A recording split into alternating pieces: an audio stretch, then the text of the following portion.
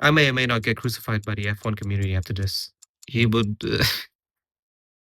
Uh, uh,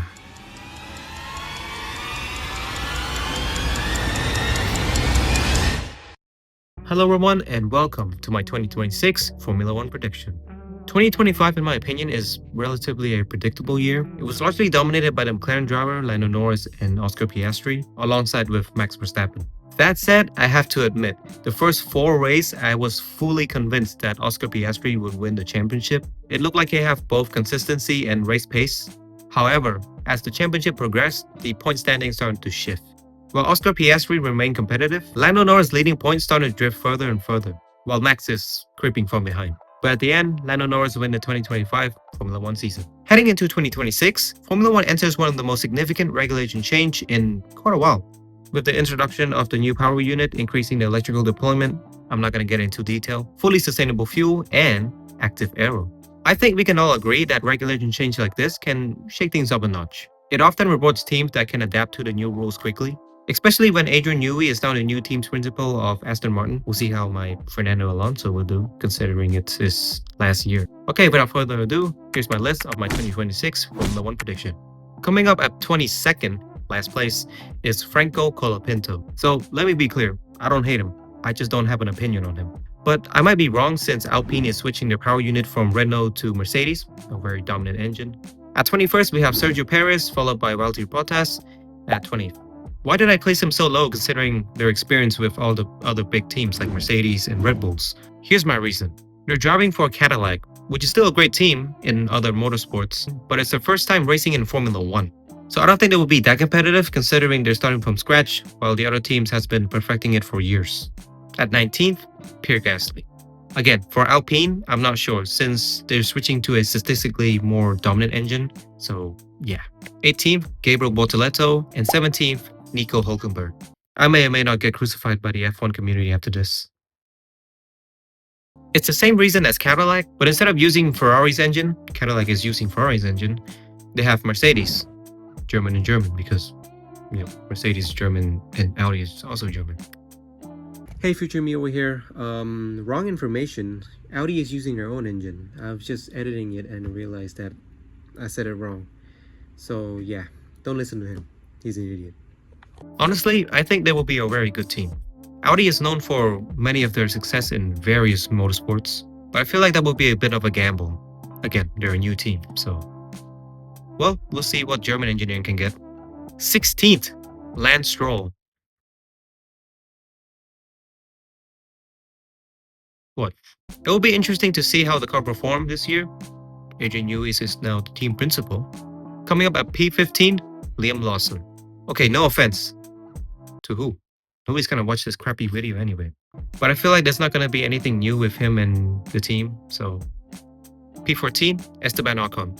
Yeah, I don't know, but it will be interesting to see how the new power unit from Toyota will perform. We'll see how that unfolds. P13, Alex Albon. He's a great driver, but let's see what Williams can give us this year. P12, Ollie Behrman. Also a great driver, quite a impressive performance in his rookie years. P11, Arvid Lindblad.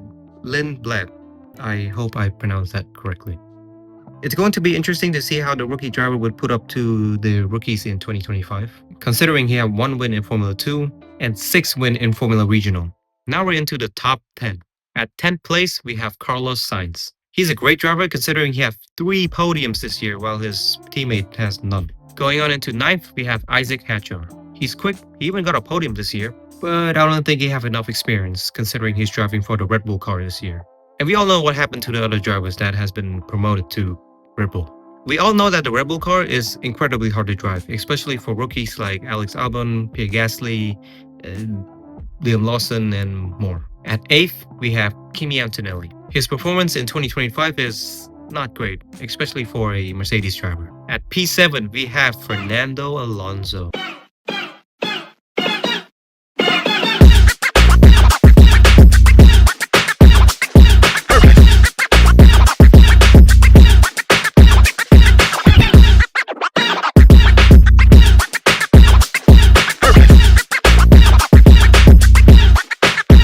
I also forgot to mention that this year Aston Martin is using the Honda's power unit.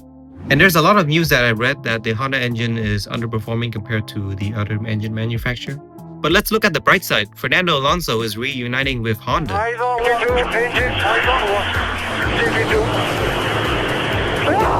Try 3 times, please.